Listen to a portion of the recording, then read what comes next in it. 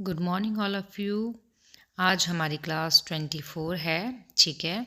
Super TET, UP TET, C TET 2024 की यह आपकी क्लास है 24। हमारा टॉपिक है भारतीय विचारक एवं उनका शिक्षा दर्शन, ठीक है। ये 3 पार्ट है, पहले के 2 पार्ट में करा चुकी हूँ, जिसमें कुछ विचारक के बारे में हमने डिटेल में पढ़ा था। आज हम पढ़ेंगे महात्मा गांधी, स्वामी विवेकानंद और रविन्द्रनाथ टैगोर, ठीक है। और ये आपके जो नोट्स हैं ये आपके लिए बिल्कुल फ्री हैं, बिल्कुल फ्री हैं ये नोट्स आपके लिए, ओके। और ये जो टॉपिक हैं ये इम्पॉर्टेंट है, मोस्ट इम्पॉर्टेंट है आपके सुपर टेट के लिए भी, यूपी टेट और सी टेट के लिए, ओके। तो कौन कौन से हैं? महात्मा गांधी, स्वामी विवेकानंद और रविन्द्रनाथ टैगोर। हम इसमें इनके बारे में चर्चा करेंगे, ठीक है। जिसको भी वीडियो पसंद आए वो इसको लाइक, शेयर और सब्सक्राइब करना। चलो हम फर्स्ट टॉपिक पढ़ते हैं अपना, महात्मा गांधी। तो हमारा फर्स्ट टॉपिक आता है, फर्स्ट टॉपिक है हमारा महात्मा गांधी, ठीक है। तो सबसे पहले हमारी हेडिंग आती है कि महात्मा गांधी का जन्म कब हुआ था, ठीक है। फर्स्ट हेडिंग है हमारी, महात्मा गांधी का जन्म कब हुआ था। तो इनका जन्म कब हुआ था? 2 अक्टूबर 1869 को गुजरात में पोरबंदर नगर में हुआ था। ये मोस्ट इम्पोर्टेंट क्वेश्चन है, बहुत बार आ भी चुका है और आ भी जाता है और आएगा भी, ठीक है। कि महात्मा गांधी का जन्म कब हुआ था? रिपीट करना मेरे साथ, 2 अक्टूबर 1869 को हुआ था। कहाँ? गुजरात में पोरबंदर नगर में, ओके। अब आपका इसमें सेकंड हेडिंग आती है, सेकंड पॉइंट आता है कि इनकी मृत्यु कब हुई थी। तो इनकी मृत्यु हुई थी आपकी 30 जनवरी 1948 को, ओके। मृत्यु से, डेथ से रिलेटेड तो नहीं आता क्वेश्चन, बट नॉलेज के लिए होना चाहिए आपको, कम ही आता है, लेकिन जन्म का मोस्टली आता ही है, ठीक है। आगे हम इसमें पढ़ेंगे। अब आगे हमारी हेडिंग है, इनके मुताबिक शिक्षा का मतलब क्या था, इसके बारे में पढ़ेंगे हम, ठीक है। कि जो महात्मा गांधी हैं उनके अकॉर्डिंग जो शिक्षा प्रणाली है, शिक्षा जो है कैसी है, तो इनके मुताबिक शिक्षा का मतलब क्या है, इसके बारे में हम पढ़ेंगे, ओके। तो इसमें महात्मा गांधी क्या कहते हैं? आपके महात्मा गांधी कहते हैं कि बच्चों और इंसान के शरीर, मन, आत्मा से सबसे अच्छे गुणों को बाहर निकालना है। इनका मानना है कि जो बच्चे हैं या फिर कोई इंसान है, उसके शरीर से, उसके मन से, उसकी आत्मा से जो उनके अच्छे गुण हैं, उनकी अच्छी गुड हैबिट्स हैं, उनको क्या करना है? बाहर निकालना है। ये किसका कहना है? शिक्षा के अंतर्गत महात्मा गांधी का।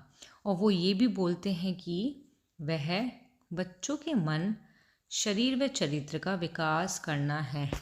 तो इन शिक्षा का मतलब इनके मुताबिक यही है कि कोई भी इंसान है, बच्चा है, उसके शरीर से अच्छे गुणों को बाहर निकालो, ठीक है, और उसके मन, शरीर, चरित्र का विकास करो। ये एक तरह से डेफिनेशन में भी क्वेश्चन आ जाता है कि शरीर, मन व आत्मा के अच्छे गुणों को बाहर निकालना, या फिर मन, शरीर व चरित्र का विकास करना। ये कौन से राइटर, किस विचारक की ये डेफिनेशन है या परिभाषा है, किसके अनुसार ये मत है? तो ये किसके अनुसार है आपका? किसके अनुसार है आपका? ये है आपका महात्मा गांधी के अनुसार, ठीक है। इम्पोर्टेंट है ये। तो आपका आगे आता है, ये तो शिक्षा का मतलब था। अब आगे एक पॉइंट में आता है आपका, आगे पॉइंट में अब जो आपके गांधी जी हैं, उन्होंने अपने शिक्षा संबंधी जो विचार हैं, तो उन्होंने वो किस में व्यक्त किए हैं? अपनी पुस्तकों में व्यक्त किए हैं, ठीक है। कि सच्ची शिक्षा और बुनियादी शिक्षा, सेकंड शिक्षा की समस्या विद्यार्थी से। कि देखो इसमें हमारा है कि महात्मा गांधी जी अपनी शिक्षा संबंधी विचार को, मतलब जो उनके जो विचार हैं उनको उन्होंने किस चीज़ में प्रकट किया है, शिक्षा में प्रकट किया है। लेकिन किस चीज़ के माध्यम से? उनकी पुस्तकें हैं, जैसे कि उनकी पुस्तकें हैं आपकी शिक्षा की समस्या, विद्यार्थी से, ओके, और सच्ची शिक्षा और बुनियादी शिक्षा, ठीक है, इसमें प्रकट किए हैं क्या? अपने शिक्षा संबंधी विचारों को। किसने? महात्मा गांधी ने। ओके, कि महात्मा गांधी ने अपने शिक्षा संबंधी विचार अपनी पुस्तकें शिक्षा की समस्या, विद्यार्थी से, और सच्ची शिक्षा और बुनियादी शिक्षा इसमें, ठीक है। अब आपका इसमें नेक्स्ट हेडिंग आती है, नेक्स्ट आती है आपकी, गांधी जी कहते हैं, गांधी जी ने शिक्षा दर्शन के निम्नलिखित आधारभूत सिद्धांतों का प्रतिपादन किया था। कि जो गांधी जी हैं उन्होंने शिक्षा के जो दर्शन होते हैं उसके बहुत सारे सिद्धांतों का भी क्या किया था? प्रतिपादन किया था। ओके, नेक्स्ट इसमें पॉइंट आता है, नेक्स्ट पॉइंट है आपका कि 7 से 14 वर्ष तक के बालकों के लिए निःशुल्क और अनिवार्य शिक्षा की व्यवस्था की जानी चाहिए। महात्मा गांधी के अनुसार, महात्मा गांधी ने कहा था कि जो 7 साल से 14 साल के जितने भी बच्चे हैं, बालक हैं, उनको निःशुल्क शिक्षा दो, उनको फ्री शिक्षा दो। फ्री शिक्षा मीन्स उनसे पैसे नहीं लो, और अनिवार्य शिक्षा, और उनको शिक्षा देनी ही अनिवार्य है। तो इस तरीके की व्यवस्था की जानी चाहिए। ओके, तो इनका मत यही था कि अगर निःशुल्क शिक्षा रहेगी, फ्री रहेगी, तो बहुत से लोग ऐसे हैं, बहुत सी फैमिली ऐसी हैं जो बच्चे को स्कूल नहीं पढ़ा सकते। क्यों? क्योंकि उनके पास मनी प्रॉब्लम है। तो इसलिए ये व्यवस्था करना चाहते थे कि जो आर्थिक दृष्टि से कमज़ोर परिवार है या कमज़ोर परिवार के वर्ग हैं, उनके बच्चे भी पढ़ के शिक्षित बन सकें। नेक्स्ट पॉइंट इसमें हमारा आता है, नेक्स्ट पॉइंट है हमारा, शिक्षा का माध्यम मातृभाषा होनी चाहिए। ये क्वेश्चन आपका आ जाता है सुपर टेट, यूपीटेट या सीटेट में, कि शिक्षा का माध्यम महात्मा गांधी के अनुसार कैसा होना चाहिए? तो कैसा होना चाहिए? मातृभाषा होनी चाहिए, शिक्षा का जो माध्यम होता है वो। ओके, नेक्स्ट पॉइंट है अब आपका, नेक्स्ट पॉइंट में आपका आता है कि बालक की शिक्षा की व्यवस्था इस प्रकार की जानी चाहिए कि वह शिक्षा समाप्त करके किसी रोज़गार में लग सके। तो इनका मानना यही था कि बालक की शिक्षा हमें इस तरीके से करनी चाहिए, या बालक की शिक्षा की जो व्यवस्था है हमें इस प्रकार की जानी चाहिए कि शिक्षा समाप्त हो जाए, ठीक है, कि बच्चा शिक्षा समाप्त करके क्या करे? रोजगार में लग जाए, ठीक है। कि शिक्षा ऐसी नहीं होनी चाहिए कि आप पढ़े लिखे और फिर आप जॉब नहीं कर रहे, रोजगार नहीं कर रहे। तो इन्होंने यही कहा कि बच्चा पढ़ रहा है, शिक्षित हो रहा है, तो शिक्षा समाप्त करने के बाद वो रोजगार में लग जाए, ठीक है। तो यही है कि बालक की शिक्षा की व्यवस्था ऐसे कराओ कि शिक्षा ख़त्म हो, एजुकेशन तुम्हारी ख़त्म हो और वो रोजगार पे लग जाए, ठीक है। अब नेक्स्ट आता है इसमें आपका पॉइंट, नेक्स्ट पॉइंट है आपका इसके अंदर, नेक्स्ट पॉइंट में आता है, शिक्षा किसी उत्पादन उद्योग के माध्यम से दी जानी चाहिए। इनका मानना है कि अगर हम छात्र को, बच्चों को शिक्षा दे रहे हैं तो किसी उत्पादन उद्योग के माध्यम से उसको शिक्षा दी जाए, ठीक है। नेक्स्ट पॉइंट आता है हमारा इसमें, नेक्स्ट पॉइंट में है हमारा, गांधी जी के अनुसार शिक्षा का उद्देश्य जीविकोपार्जन, सांस्कृतिक विकास, शारीरिक, मानसिक तथा आध्यात्मिक विकास, चरित्र का विकास, मुक्ति तथा आत्मभूमि होनी चाहिए, ठीक है।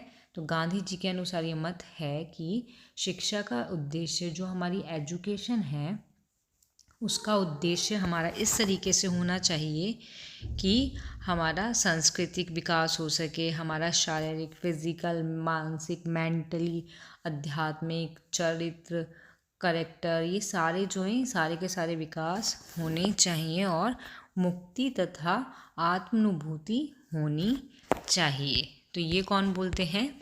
ऐसे कहते हैं आपके गांधी जी। ठीक है, तो गांधी जी के बारे में सिर्फ यही था, यही पॉइंट्स थे जो इम्पोर्टेंट थे, और तो नहीं है इसमें। ये क्वेश्चन भी इम्पोर्टेंट है, इसके लिख नोट कर लेना कि 7 से 14 वर्ष तक के बालकों के लिए निःशुल्क शिक्षा। बस और तो इसमें नहीं है, या फिर इसमें यही था आपका इनका जन्म। ठीक है, ये इम्पोर्टेंट लिख लेना। तो ये आपका, और इसकी डेफिनेशन, ये भी बहुत इम्पोर्टेंट है। ये डेफिनेशन के अंतर्गत आ जाता है जहाँ ये बात हो रही हो ना, मन, शरीर व चरित्र, ये शरीर, मन, आत्मा, इनका गुणों को बाहर निकालना है, विकास करना, तो वहाँ ये कौन मत बोलते हैं? महात्मा गांधी बोलते हैं, उनके अनुसार ये शिक्षा का। ठीक है, तो ये पॉइंट्स हैं जो बहुत इम्पोर्टेंट हैं, तो नोट कर लेना। अब हमारा नेक्स्ट हेडिंग आता है स्वामी विवेकानंद। तो नेक्स्ट हेडिंग है हमारी स्वामी विवेकानंद। ठीक है, तो स्वामी विवेकानंद, इसमें हमारा फर्स्ट पॉइंट यही है, सब विचारक की तरह सिमिलर, कि इनका जन्म कब हुआ? 12 जनवरी और 1863 में हुआ था। कहाँ पे हुआ था? कलकत्ता में हुआ था। ओके, इनकी जो डेथ हुई थी, मृत्यु जो हुई थी, वो 4 जुलाई 1902, मतलब 4 जुलाई 1902 में, ठीक है, हुई थी। तो ये इसमें यही है याद करने का आपका कि इनका जन्म, ये इसको नोट कर लेना, इम्पोर्टेंट भी लिख लेना कि इनका जन्म कब और कहाँ हुआ था। ठीक है, अब आपका इसमें आगे आता है, नोट करके लिखना। आप नोट करके आप लिखोगे कि स्वामी विवेकानंद ने अपने लक्ष्य को पूरा करने में शिक्षा को सशक्त माध्यम माना। तो जो स्वामी विवेकानंद हैं वो ये बोलते हैं, उनका ये मत था कि अपने लक्ष्य को पूरा करने में, अगर हमें कोई भी अपना लक्ष्य, कोई भी हमें अपना एम पूरा करना है, हमें अपने गोल को अचीव करना है, हासिल करना है, तो हमें शिक्षा को सशक्त माध्यम माना। इन्होंने शिक्षा को माध्यम माना कि शिक्षा ही एक ऐसा ज़रिया है जिसके द्वारा हम अपने लक्ष्य तक पहुंच सकते हैं, उसका पूरा कर सकते हैं। अब फॉर एग्ज़ाम्पल कि जैसे आप लोग हो, आप क्या सुपर टेट का एग्ज़ाम दोगे, मीन्स आपको, आपका जो लक्ष्य है वो है कि गवर्नमेंट जॉब प्राप्त करना। ठीक है, अब उसको प्राप्त करने के लिए क्या करोगे? आप पढ़ोगे। तो पढ़ोगे किस चीज़ से? ये तो ये शिक्षा का माध्यम हो गया ना, कि हमें अपनी जॉब लेने के लिए सुपर टेट क्लियर करना है, और सुपर टेट क्लियर करने के लिए हमें पढ़ाई करनी पड़ेगी। तो इनका मत यही था कि अपने लक्ष्य को पूरा करने में शिक्षा को सशक्त माध्यम माना इन्होंने। ओके, अब हमारा इसमें इनकी परिभाषा आती है, नेक्स्ट हेडिंग में आती है इनकी परिभाषा। तो परिभाषा है इनकी, शिक्षा मनुष्य में अंतर्निहित पूर्णता की अभिव्यक्ति करता है। कि शिक्षा एक ऐसी चीज़ होती है, इसका मतलब होता है कि मनुष्य में अंतर्निहित पूर्णता की क्या करता है? अभिव्यक्ति करता है। इनके अनुसार क्या था? इनका था, और इनके मत से जो शिक्षा थी, इनके मत से शिक्षा वह नहीं है जो दिमागों में ठूस ठूस कर भर दिया जाए। ऐसी शिक्षा केवल जानकारी का देर मात्र है। सच्ची शिक्षा ही मानव निर्माण की रक्षा करती है। इनका मत ये रहा है कि शिक्षा वो नहीं होती जिसको बस दिमाग में ठूस ठूस के हमने भर दिया कि ये भरो, वो भरो, ये भरो, लेकिन ऐसी शिक्षा केवल सिर्फ जानकारी दे सकती है, जानकारी मात्र होती है बस।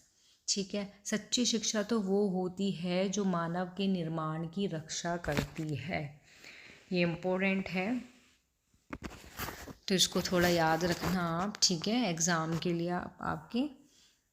तो इसका यही था कि डेफिनेशन आ जाती है इसकी, और पूछ लेते हैं कौन से विचारक हैं कि शिक्षा मनुष्य में अंतर्निहित पूर्ति की अभिव्यक्ति करता है। ये इसकी परिभाषा है, इसकी आपकी स्वामी विवेकानंद की। ओके, अब इसमें नेक्स्ट पॉइंट आता है। नेक्स्ट पॉइंट है आपका लौकिक प्रगति के लिए, लौकिक प्रगति के लिए इन्होंने अपने पाठ्यक्रम में भाषा, इतिहास, भूगोल, लौकिक प्रगति, जो लौकिक प्रगति करते हैं उसके लिए इन्होंने अपने पाठ्यक्रम में, अपने सिलेबस में जो इनका पाठ्यक्रम था में भाषा, इन्होंने क्या क्या चीज़ ली, क्या क्या विषय शामिल किए, कौन कौन सी भाषाएं करी, तो इतिहास, भूगोल, और कौन कौन से थे, अर्थशास्त्र, राजनीति शास्त्र, विज्ञान, मनोविज्ञान, कला, कृषि, व्यायाम विषयों को सम्मिलित किया था कि इन्होंने लौकिक प्रगति के लिए अपने पाठ्यक्रम में भाषा, इतिहास, भूगोल, अर्थशास्त्र इन सारे विषयों को सम्मिलित किया था। ओके, तो ये कुछ पॉइंट हैं इनके ऐसी इम्पोर्टेंट। ये नेक्स्ट पॉइंट आता है इनका, स्वामी विवेकानंद ने आध्यात्मिक पूर्णता के लिए अपने पाठ्यक्रम में धर्म, दर्शन, उपनिषद, साधु संगीत तथा आदेश के विषय सम्मिलित किए थे।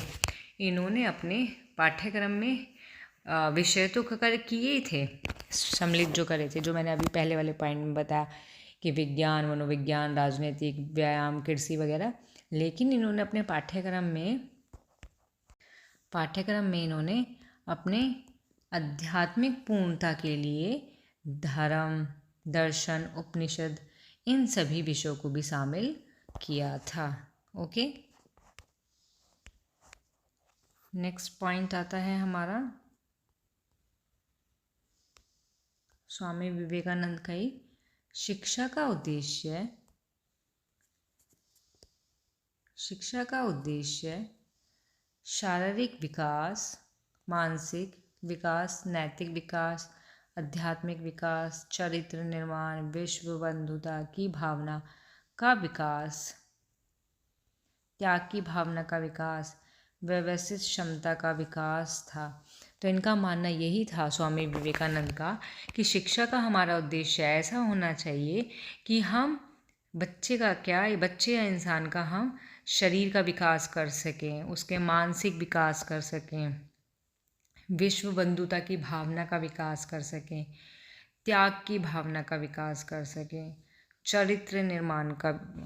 ठीक है, तो ये सारे के सारे इनके उद्देश्य के अंतर्गत आता है।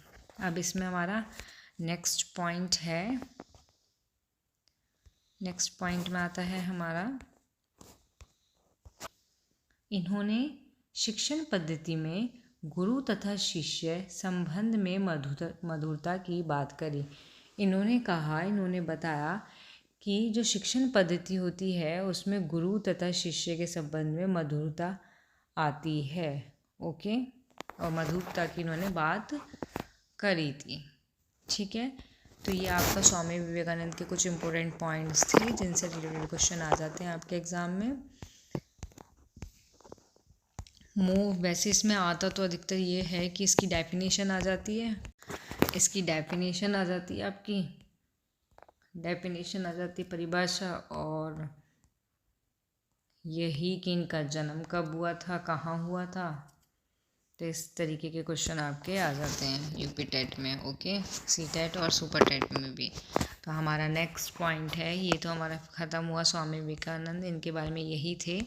अब हमारा नेक्स्ट आता है रविन्द्रनाथ टैगोर। ओके, तो नेक्स्ट हेडिंग है आपकी, हमारी नेक्स्ट हेडिंग आती है हमारी रविन्द्रनाथ टैगोर। ओके, तो रविन्द्रनाथ टैगोर का जो जन्म हुआ था वो कब हुआ था, 6 मई 1861 में। कहाँ हुआ था, कलकत्ता में हुआ था। ओके, कलकत्ता में हुआ था। तो ये इम्पोर्टेंट है कि इनका जन्म कब हुआ था, तो कहाँ हुआ था, कलकत्ता में 6 मई 1861 को हुआ था। इनकी जो मृत्यु है वो कब हुई थी, इनकी मृत्यु हुई थी 7 अगस्त 1941 में। ठीक है। तो ये मैं जितने भी आपको विचारक करा रही हूँ, पढ़ा रही हूँ, ये आपके इम्पोर्टेंट हैं। विचारक आपके बहुत सारे हैं, लेकिन कुछ जो मोस्ट इम्पोर्टेंट हैं, जिनसे रिलेटेड क्वेश्चन जो हैं आपके एग्ज़ाम में आते हैं, सिर्फ उन्हीं के बारे में मैं पढ़ा रही हूँ आपको। ठीक है, तो इनको थोड़ा अच्छे से पढ़ना, लर्न करके जाना है एग्ज़ाम में। इनसे क्वेश्चन आते ही आते हैं, आए भी हैं और आते भी हैं और आएंगे भी आगे। ठीक है, अब हमारा इसमें नेक्स्ट पॉइंट आता है आगे कि जो रविन्द्रनाथ टैगोर हैं वो क्या कहते हैं शिक्षा के बारे में, उनका क्या मत है। तो इनका मत है, सिर्फ ज्ञान हासिल करने तक सीमित नहीं होना चाहिए, बल्कि इसमें पूरे व्यक्ति का विकास होना चाहिए। जो रविन्द्रनाथ टैगोर हैं वो बोलते हैं, उनका मत है शिक्षा के लिए कि शिक्षा सिर्फ इतनी नहीं होनी चाहिए कि बस हमने ज्ञान हासिल कर लिया, मतलब ज्ञान हासिल करने तक सीमित नहीं होनी चाहिए कि सिर्फ ज्ञान हासिल किया दैट्स ओवर, नो, बल्कि इसमें पूरे व्यक्ति का विकास होना चाहिए कि शिक्षा हमारी इस तरीके की होनी चाहिए कि पूरे व्यक्ति का विकास हो, सिर्फ ज्ञान तक ही सीमित ना रहो। ये बोलते हैं आपके रविन्द्रनाथ टैगोर। ठीक है, तो आगे नोट करके लिखना, जो मोस्ट इम्पोर्टेंट है आपका। आ जाता है ये क्वेश्चन, आ जाता है क्या, आता ही है मोस्टली। तो आपका इसमें आता है कि नोट करके लिखो पहले, तो इसको नोट करके आप लिखोगे कि 1913 में 1913 में गीतांजलि की रचना की थी। एक ग्रंथ था गीतांजलि, जिसकी रचना की थी, किसने की थी, रविन्द्रनाथ टैगोर ने करी थी। कौन से सन में करी थी, 1913 ईस्वी में करी थी। ठीक है, और जो ये ग्रंथ था, अब इस ग्रंथ के अंग्रेजी अनुवाद के लिए इन्हें क्या मिला था, इन्हें नोबेल पुरस्कार मिला था। सेकंड में स्टार बना के लिख लेना, इम्पोर्टेंट, कि 1913 में ही नोबेल पुरस्कार मिला था इनको। इसी ग्रंथ का अंग्रेजी अनुवाद किया था इन्होंने, तो इसके लिए इन्हें 1913 में नोबेल पुरस्कार से सम्मानित किया गया था। ओके, तो ये आपका मोस्ट जो है, मोस्ट इम्पोर्टेंट है आपका ये दोनों पॉइंट, कि गीतांजलि की रचना की थी 1913 में, और इसी ग्रंथ का इन्होंने इंग्लिश में, अंग्रेजी में अनुवाद किया था, जिसके लिए इनको 1913 ईस्वी में, सन में, क्या है, नोबेल पुरस्कार से सम्मानित किया गया था, या फिर नोबेल पुरस्कार मिला था। ठीक है, अब नेक्स्ट इसमें आता है आपका, नेक्स्ट पॉइंट है आपका शिक्षा का माध्यम, कि शिक्षा का माध्यम कैसा होना चाहिए, मातृभाषा। इनका मानना भी यही है कि हमारी जो शिक्षा का माध्यम होना चाहिए वो मातृभाषा होनी चाहिए हमारी। ठीक है, नेक्स्ट इसमें पॉइंट आता है आपका पाठ्यक्रम। तो इन्होंने पाठ्यक्रम में किस किस चीज़ को शामिल किया था, इन्होंने इतिहास को, भूगोल, नृत्य, कृषि, भ्रमण, प्रयोगशाला, अभिनय, नाटक, ये सारी की सारी चीज़ें इन्होंने क्या की थी, सम्मिलित करी थी, किसमें, अपने पाठ्यक्रम में। ओके, अब आगे आपकी हेडिंग आती है शिक्षा के विकास में इनका क्या योगदान रहा। नेक्स्ट हेडिंग है आपकी ये, कि शिक्षा के विकास में इनका क्या योगदान रहा। ठीक है,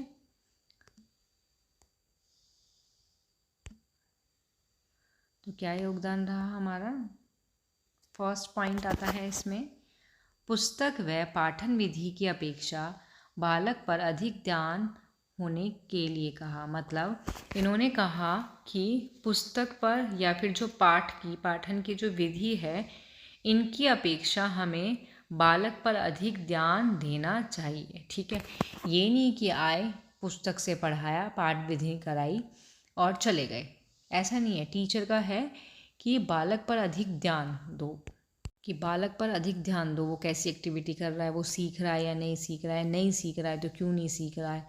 सिर्फ पुस्तकीय और पाठन विधि में नहीं रहो, मीन्स पुस्तक भी कराओ, पाठन विधि भी कराओ, बट इसके साथ साथ अधिक ध्यान देने की आवश्यकता है बच्चे पर। ठीक है, नेक्स्ट पॉइंट आता है इसमें हमारा सेकंड, टैगोर ने रविन्द्रनाथ टैगोर ने भारतीय संस्कृति के आधार पर राष्ट्रीय शिक्षा की नींव डाली। इन्होंने भारतीय संस्कृति के आधार पर किसकी नींव डाली थी? राष्ट्रीय शिक्षा की नींव भी डाली थी। ओके, थर्ड पॉइंट आता है हमारा।